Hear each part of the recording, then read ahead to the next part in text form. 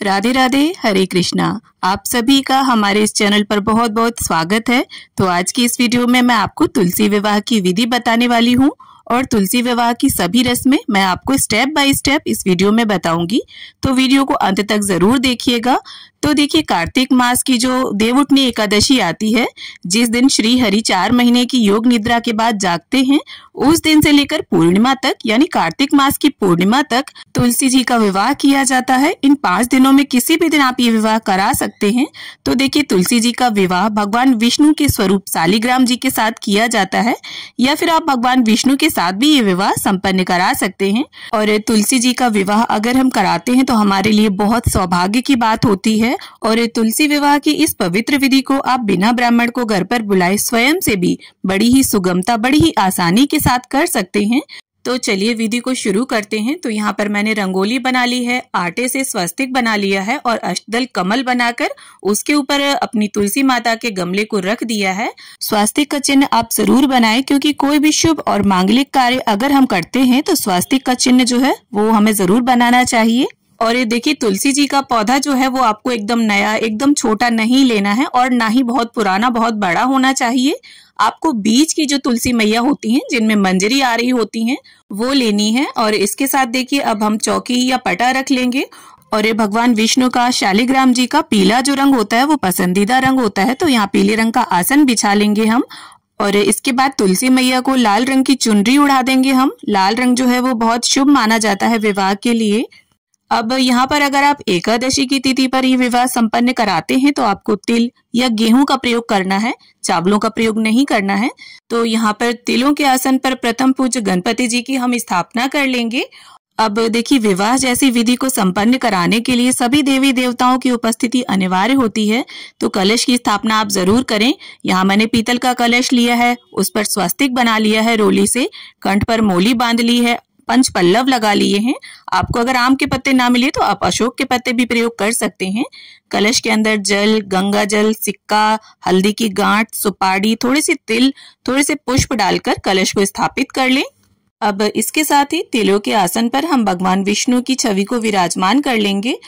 और यहाँ पर मैंने दीप कलश स्थापित किया है। आप चाहें तो श्रीफल रखकर श्री कलश की भी स्थापना कर सकते हैं। अब यहाँ पर अगर आप चाहें तो गन्ने का मंडप भी बना सकते हैं या फूलों का मंडप बना सकते हैं, पर गन्ने का प्रयोग आप पूजा में जरूर करें, क्योंकि देवउठनी एकादशी पर गन्ने का जो है वो विशेष महत्व होता है। अब इसके बाद देखिए, प्रथम पूज्य गणपति जी को सभी को स्नान की भावना से हम गंगा जल और फूल की सहायता से छींटा दे देंगे। वस्त्र की भावना से यहाँ पर गणपति जी को हम कलावा अर्पित कर देंगे और इसके बाद हम जनेऊ समर्पित कर देंगे। देखिए, जनेऊ में थोड़ी हल्दी आप जरूर लगा लें, और अगर पीला जनेऊ है तो ऐसे ही आप समर्पित कर सकते हैं। अब इसके बाद गणपति जी का चंदन, रोली, तिल, पुष्प समर्पित करते हुए पूजन कर लेंगे। और इसके बाद गणपति जी को अलग से भोग रख देंगे, क्योंकि गणपति जी के भोग में तुलसी दल नहीं डलेगा। और इस विवाह को देखिए, आप छत में, बालकनी में, अपने बरामदे में, या फिर स्थान नहीं है तो पूजा स्थल के आगे भी संपन्न करा सकते हैं। अब यहाँ पर वस्त्र की भावना से श्री हरि को हमने कलावा समर्पित कर दिया है, जनेऊ समर्पित कर देंगे हल्दी लगाकर। और यहाँ पर अगर आप चाहें तो पीला वस्त्र भी उड़ा सकते हैं श्री हरि को, और तुलसी मैया को भी वस्त्र की भावना से यहाँ कलावा समर्पित कर देंगे। अब देखिए, सभी को स्नान करा लिया, वस्त्र समर्पित कर दिए। अब हमें क्या करना है, सीधे हाथ में पुष्प और तिल लेकर हम गणपति जी का, भगवान विष्णु का, माता तुलसी का और सभी देवी देवताओं का विवाह में सम्मिलित होने के लिए आह्वान करेंगे। तो अब हम कलश देव का भी पूजन साथ में करते चलेंगे और दीपक का भी हम साथ में ही पूजन कर लेंगे। अब इसके बाद भगवान विष्णु को और फोटो में जितने भी देवी देवता विराजमान हैं सभी को हम तिलक कर लेंगे। तो यहाँ पर भगवान विष्णु को हमने हल्दी और रोली से तिलक कर दिया है। अब इसके बाद हम सभी को तिल समर्पित कर देंगे। अब देखिए, विवाह की सबसे पहली रस्म होती है हल्दी की रस्म। तो हमें आटे में थोड़ी सी हल्दी और कच्चा दूध मिक्स करना है और इसे भगवान विष्णु के हाथों में और उनके चरणों में 5-5 बार समर्पित करना है। आप चाहें तो सिर्फ कच्चे दूध में हल्दी डालकर उसका भी प्रयोग कर सकते हैं। और भगवान विष्णु को हल्दी लगाने के बाद वही हल्दी हमें माता तुलसी को भी लगानी है। तो इस तरह से आप देख सकते हैं, मैया तुलसी की शाखाओं में, उनकी पत्तियों में 5 बार हम हल्दी लगा देंगे। अब हल्दी की रस्म संपन्न होने के बाद विवाह की जो दूसरी रस्म होती है वो मेहंदी की होती है। तो हमें एक नई कीप लेनी है मेहंदी की। आप चाहें तो जो पैकेट वाली मेहंदी आती है उसे भी घोल कर लगा सकते हैं, लेकिन आपको मेहंदी नई ही लेनी है। तो इस तरह से भगवान विष्णु के हाथों में और पैरों में हम मेहंदी लगा देंगे और वही मेहंदी हमें माता तुलसी को भी लगानी है। आप देख सकते हैं उनकी शाखाओं में, पत्तियों में इस तरह से आप मेहंदी लगा दें। अब मेहंदी के बाद जो तीसरी रस्म होती है वो वरमाला की होती है। तो यहाँ पर मैंने फूलों की माला ली है। अगर आपके पास ज्यादा फूल नहीं है तो थोड़े थोड़े फूल लगाकर भी आप ये माला बना सकते हैं। और इस तरह से पहले तुलसी मैया से छुवाकर ये वरमाला हम भगवान विष्णु को पहनाएंगे और फिर भगवान विष्णु से छुवाकर ये माला हम तुलसी मैया को पहनाएंगे। और इसके साथ ही भगवान विष्णु को, गणपति जी को, तुलसी मैया को, सभी को हम इत्र समर्पित कर देंगे। भगवान विष्णु को इत्र अत्यंत प्रिय होता है, तो इत्र का प्रयोग भी आप जरूर करें। अब यहाँ पर देखिए, इसके बाद गठबंधन की रस्म होती है। तो यहाँ पर मैंने 2 कलावे के टुकड़े लिए हैं और इसके बाद एक हाथ में, सीधे हाथ में हमें हल्दी की गांठ, सिक्का, फूल, ये वस्तुएं रखनी है। और इसके बाद दोनों कलावे के टुकड़ों को रखकर हम गठबंधन की रस्म करेंगे। और अगर आप यहाँ पर चाहें तो श्री हरि को बाकायदा पीला वस्त्र ओढ़ाकर फिर गठबंधन कर सकते हैं। पर देखिए, यहाँ पर मेरी फोटो थोड़ी छोटी है तो मैंने कलावे का प्रयोग किया है। और गठबंधन का जो भी मंत्र आता है आपको, उसका उच्चारण करते हुए आप गठबंधन की रस्म को पूरा कर दें। अब इसके बाद जो रस्म होती है वो फेरों की होती है, तो उसे हमें निभाना है। तो यहाँ पर हमने एक जटा वाला यानी पानी वाला नारियल ले लिया है, उसके ऊपर कलावा लपेट लिया है और इस तरह से भगवान विष्णु और माता तुलसी के ऊपर से हमें इसे फेरना है। तो जो प्रथम 3 फेरे होते हैं वो वर के होते हैं और 4 फेरे कन्या के होते हैं। तो यहाँ पर इस तरह से 7 फेरों की मैंने विधि संपन्न करवाई है।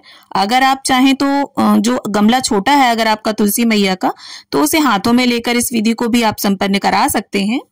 और इसके साथ ही हमारे यहाँ कन्या को हरी चूड़ियां पहनाई जाती हैं। अगर आपके यहाँ काली या लाल रंग की चूड़ियां पहनाई जाती हो तो आप तुलसी मैया को वो पहना दें। अब इसके बाद जो रस्म होती है वो मंगलसूत्र पहनाने की होती है। तो हमें एक मंगलसूत्र लेना है और श्री हरि के सीधे हाथ से यानी राइट हैंड से उसको छुवाकर हम तुलसी मैया को उसे पहना देंगे। अब इसके बाद जो रस्म हमें निभानी है वो मांग भराई यानी सिंदूर दान की है। तो यहाँ पर मैंने चांदी का सिक्का और एक नया सिंदूरा लिया है। आप नॉर्मल सिक्का भी ले सकते हैं। और इस तरह से देखिए, सिंदूर को हमें सिक्के में रख लेना है और श्री हरि के सीधे हाथ से छुवाकर इसे तुलसी मैया को हम लगा देंगे। तो इस तरह से आप इसे 5 या 7 बार तुलसी मैया को लगाते हुए मांग भराई की रस्म को पूरा करें। और इस सिक्के को और सिंदूर दानी को आपको दान की सामग्री के साथ दान करना होगा। अब देखिए, यहाँ पर कुछ सुहाग की सामग्री आप तुलसी मैया को जरूर समर्पित करें। उसमें देखिए, चूड़ी, बिंदी, महावर, मेहंदी, सिंदूर, ये 5 चीजें आपको जरूर लेनी है। इसके साथ आप 16 श्रृंगार की सामग्री भी समर्पित कर सकते हैं, जितना आपका मन हो, जितनी इच्छा हो। तो यहाँ पर देखिए, इसके बाद जो रस्म होती है वो बिछुए पहनाने की होती है। तो यहाँ पर मैंने चांदी के बिछुए लिए हैं। आप चाहें तो कांसे के बिछुए भी ले सकते हैं, बहुत ही शुभ होते हैं कांसे के बिछुए। और ये सभी श्रृंगार का सामान हम तुलसी मैया को छुवाकर यहीं समीप रख देंगे। अब इतनी विधियां संपन्न करने के बाद हम भोग समर्पित कर देंगे। तो यहाँ पर मिष्ठान, मेवे, फल, जिसका आप चाहें उसका भोग लगाएं या जो भी पकवान आपने बनाए हो उसका भोग आप समर्पित कर सकते हैं। और देखिए, देवठान एकादशी पर सिंघाड़े, आंवले, अमरूद, गन्ना, मूली, शकरकंद, इन चीजों का भोग लगाया जाता है। तो जो भी उपलब्ध हो आपके पास, आप उनका भोग समर्पित करें। और इस सभी भोग के साथ आप जल का भी भोग जरूर रख दें। अब देखिए, तुलसी दल आपको जरूर समर्पित करना है। और एकादशी की तिथि पर तुलसी नहीं तोड़ी जाती, आपको एक दिन पहले ही तोड़कर इसे रख लेना है। और सभी भोग में आप तुलसी का पत्ता जरूर डाल दें, क्योंकि बिना तुलसी दल के हमारे श्री हरि भोग को स्वीकार नहीं करते हैं।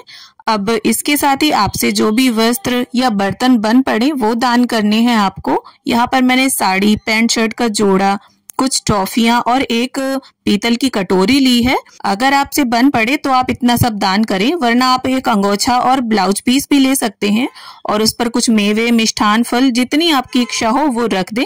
और साथ में दक्षिणा जरूर रखना है आपको, इससे अगर कोई कमी होती है तो वो पूरी हो जाती है। अब इसके बाद एक शुद्ध देसी घी के दीपक से प्रेम पूर्वक हम गणपति जी की, भगवान श्री हरि विष्णु की, माता तुलसी की, और विवाह में जितने भी देवी देवता सम्मिलित हैं सभी की आरती उतार लेंगे। और आरती करने से पहले हम सीधे हाथ में पुष्प या तिल लेकर तुलसी विवाह की कहानी को पढ़ लेंगे या सुन लेंगे।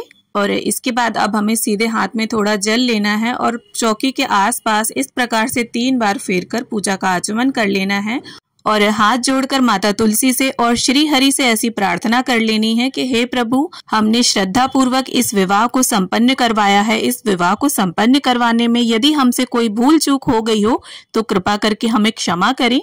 तो देखिए, कार्तिक के पूरे महीने में तुलसी जी को रोली और सिंदूर नहीं लगाया जाता है। देवठान एकादशी पर ही उन्हें सिंदूर लगाया जाता है।